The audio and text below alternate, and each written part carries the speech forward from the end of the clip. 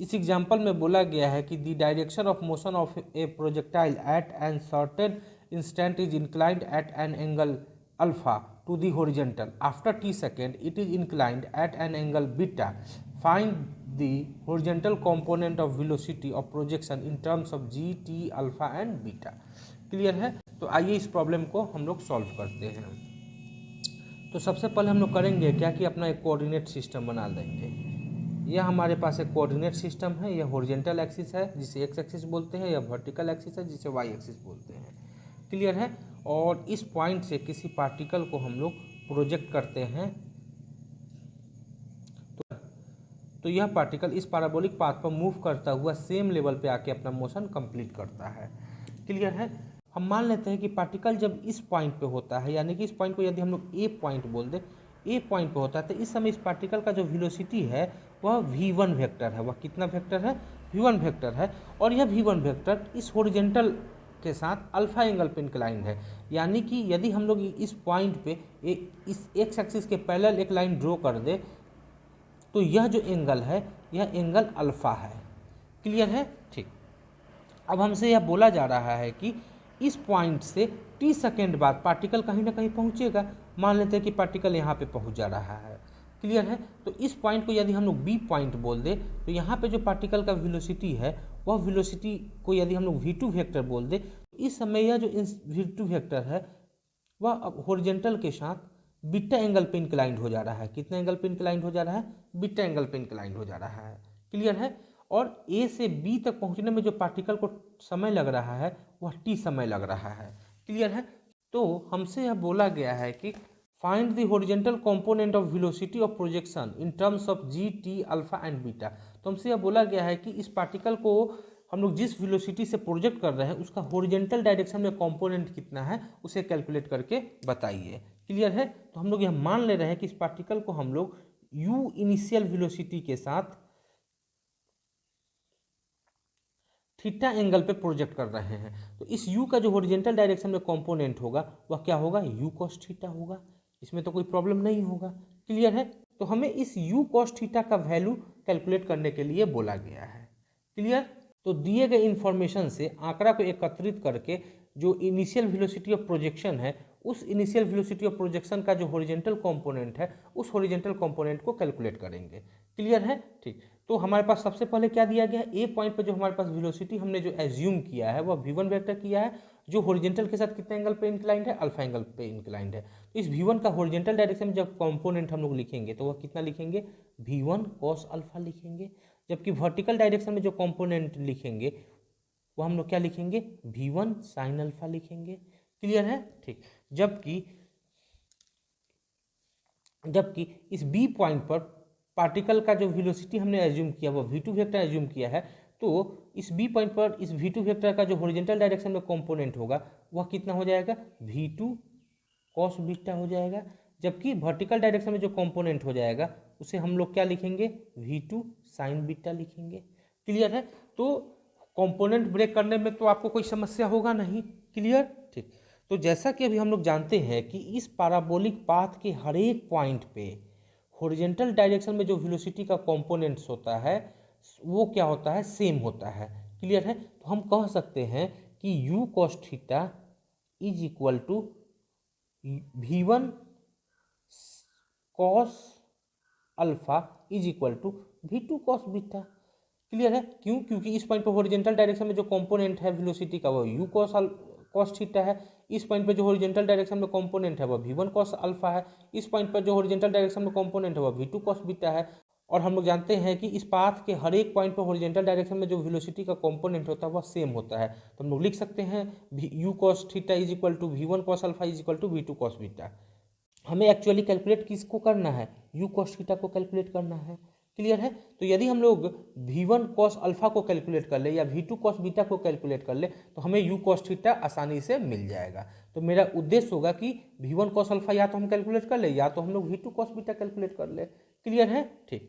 तो हम लोग v1 cos अल्फा या v2 cos बीटा को कैलकुलेट करने के लिए हम लोग इस पूरे पाथ पर वर्टिकल डायरेक्शन में वेलोसिटी को देखते हैं। यदि हम लोग इस ए पॉइंट पर और इस बी पॉइंट पर वर्टिकल डायरेक्शन में वेलोसिटी को देखेंगे तो हमको क्या पता चलेगा कि ए पॉइंट पर जो वर्टिकल डायरेक्शन में वेलोसिटी है वो अपवर्ड डायरेक्शन में है, वह v1 साइन अल्फा है, जबकि बी पॉइंट पर जो वर्टिकल डायरेक्शन में वेलोसिटी है वह भी अपवर्ड डायरेक्शन में है, जो कितना है v2 साइन बीटा है। और हम लोग यह जानते, और ए से बी तक पहुंचने में टाइम कितना लग रहा है पार्टिकल के पास, टी टाइम लग रहा है। और हर एक पॉइंट पर वर्टिकल डायरेक्शन में जो एक्सेलरेशन होता है वह किधर होता है, वर्टिकली डाउनवर्ड डायरेक्शन में होता है, वह किसके इक्वल होता है, जी के इक्वल होता है। क्लियर है? ठीक। तो अगर हम लोग ए पॉइंट को इनिशियल पॉइंट मान ले, बी पॉइंट को फाइनल पॉइंट मान ले, तो वर्टिकल डायरेक्शन में फाइनल वेलोसिटी हमारे पास कितना होगा, v2 साइन बीटा होगा, और इनिशियल पॉइंट पर जो वर्टिकल डायरेक्शन में जो वेलोसिटी होगा वह कितना होगा, v1 साइन अल्फा होगा। और एस्केलेशन, और ए से बी तक पहुंचने में टाइम कितना लग रहा है, टी लग रहा है, और एस्केलेशन हमेशा किधर है, वर्टिकली डाउनवर्ड डायरेक्शन में है। तो वर्टिकल डायरेक्शन के लिए यदि हम लोग इक्वेशन लिखे तो हम लोग क्या लिख सकते हैं, V Y is equal to U Y plus A Y into T लिख सकते हैं। क्लियर है? तो वी वाई हमारे पास पता है कितना है, v2 साइन बीटा है। अपवर्ड डायरेक्शन को हम लोग पॉजिटिव मान लेते हैं, तो डाउनवर्ड डायरेक्शन क्या हो जाएगा, निगेटिव हो जाएगा। क्लियर है? अब हम लोग वी वाई को लिखते हैं, तो वी वाई क्या है, फाइनल पोजीशन पर यानी बी पॉइंट पे वर्टिकल डायरेक्शन में जो वेलोसिटी का कंपोनेंट है वह कितना है, v2 साइन बीटा है। और यह किधर है, अपवर्ड डायरेक्शन में है। अपवर्ड डायरेक्शन को हमने क्या माना है, पॉजिटिव माना है। तो वी वाई का वैल्यू हम लोग कितना लिखेंगे, प्लस v2 साइन बीटा लिखेंगे, plus v2 sine beta is equal to U Y को देखते हैं, यू वाई क्या होगा, इनिशियल पॉइंट पर वेलोसिटी होता है, तो ए पॉइंट को हमने इनिशियल पॉइंट माना है, तो इस ए पॉइंट पे पार्टिकल का वर्टिकल डायरेक्शन में जो वेलोसिटी है वह कितना है, v1 साइन अल्फा है। क्लियर है? और यह भी किधर है, अपवर्ड डायरेक्शन में है। अपवर्ड डायरेक्शन को पॉजिटिव माने हैं, तो यू वाई का वैल्यू हम लोग क्या लिखेंगे, v1 साइन अल्फा लिखेंगे। क्लियर है? प्लस ए वाई, इस पूरे पाथ पर जो एक्सेलरेशन होता है वह वर्टिकली डाउनवर्ड डायरेक्शन में होता है, और वह होता कितना है, जी के इक्वल होता है। क्लियर है? तो ए वाई का वैल्यू हम लोग क्या लिखेंगे, ए वाई जो है वह वर्टिकली डाउनवर्ड डायरेक्शन में है, और जब हमने अपवर्ड डायरेक्शन को पॉजिटिव माना है तो डाउनवर्ड डायरेक्शन क्या हो जाएगा, अपने आप नेगेटिव हो जाएगा। तो ए वाई की जगह पे क्या लिखेंगे, माइनस जी, और ए से बी तक पहुंचने में टाइम कितना लग रहा है, टी। तो वर्टिकल डायरेक्शन में जो हमें इक्वेशन मिलेगा वह कुछ इस तरीके से मिल जाएगा। क्लियर है? ठीक। हमें एक्चुअली कैलकुलेट क्या करना है, या तो v1 कॉस अल्फा का वैल्यू कैलकुलेट करना है, या v2 कॉस बीटा का वैल्यू कैलकुलेट करना है। क्लियर है? ठीक। तो हम लोग करते क्या है कि v2 को, इस v2 को v1 से रिप्लेस करते हैं। क्लियर है? v2 को v1 के रूप में रिप्लेस करने के लिए हम लोग इस पार्ट को ध्यान से देखते हैं।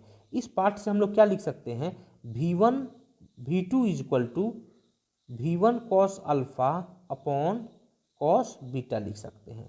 क्लियर है? तो v2 की जगह पे हम लोग क्या डाल देंगे, कुछ इतना डाल देंगे। तो v2 हमारे पास यहाँ पे हम लिखते हैं v2 का वैल्यू, तो v2 हम के जगह पे हम लोग क्या लिखेंगे, v1 cos alpha upon cos beta into sine beta is equal to v1 sine alpha minus G T. Clear है? ठीक। अब यहाँ से हम लोग अगर इसको देखें, sign beta upon cos beta क्या हो जाएगा, टेन बीटा, तो हम लोग क्या लिखेंगे, v1 into tan beta into cos alpha is equal to v1 sine alpha minus G T. Cos alpha को हम लोग इधर ला लेते हैं, तो v1 tan beta is equal to v1 sine alpha upon cos alpha minus G T upon cos alpha. Clear है? इसको और आगे सॉल्व करेंगे तो हमें क्या मिल जाएगा, v1 tan beta is equal to v1 sine alpha by cos alpha क्या होता है, टेन अल्फा हो जाएगा, v1 into tan alpha minus G T upon cos alpha. इसको और आगे हम लोग सॉल्व करते हैं तो हम लोग लिख सकते हैं G T by cos alpha is equal to v1 tan alpha minus v1 tan beta. यहाँ से v1 कॉमन ले लेते हैं तो क्या मिल जाएगा हमें, tan alpha minus tan beta मिल जाएगा। G T upon cos alpha बराबर v1 into tan alpha minus tan beta मिल गया। तो v1 बराबर हमें क्या मिल जाएगा, v1 बराबर हमें मिल जाएगा G T upon cos alpha into tan alpha minus tan beta. Clear है? तो यहाँ से अगर हम लोग v1 कॉस अल्फा लिखें, कॉस अल्फा को अगर इधर ला ले तो v1 कॉस अल्फा बराबर क्या लिख देंगे, जी T upon ten alpha minus tan beta. Clear है? और v1 कॉस अल्फा ही किसके इक्वल होगा, u कॉस थीटा के इक्वल होगा। क्लियर है? v1 कॉस अल्फा ही किसके इक्वल है, यहाँ देख रहे हैं v1 कॉस अल्फा किसके इक्वल है, u कॉस थीटा के इक्वल है। तो इसके जगह पे हम लोग क्या लिख देंगे, u कॉस थीटा, और u कॉस थीटा ही क्या होता है, और यू कॉस थीटा को ही हम लोग क्या कहते हैं, यू कॉस थीटा को ही हम लोग कहते हैं हॉरिजॉन्टल कंपोनेंट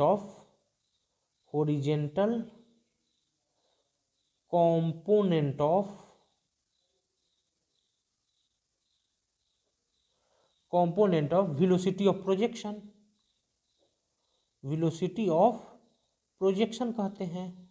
क्लियर है। तो horizontal component of velocity of projection हमें कितना फाइनली मिल जाएगा, इतना मिल जाएगा। तो दैट इज इक्वल टू क्या हो जाएगा, GT upon tan alpha minus tan beta. और यही हमारे पास क्या हो गया, आंसर आ गया। यही हमारे पास क्या आ गया, आंसर आ गया। क्लियर है। उम्मीद है कि यह प्रॉब्लम आपको समझ में आ गया होगा। ओके।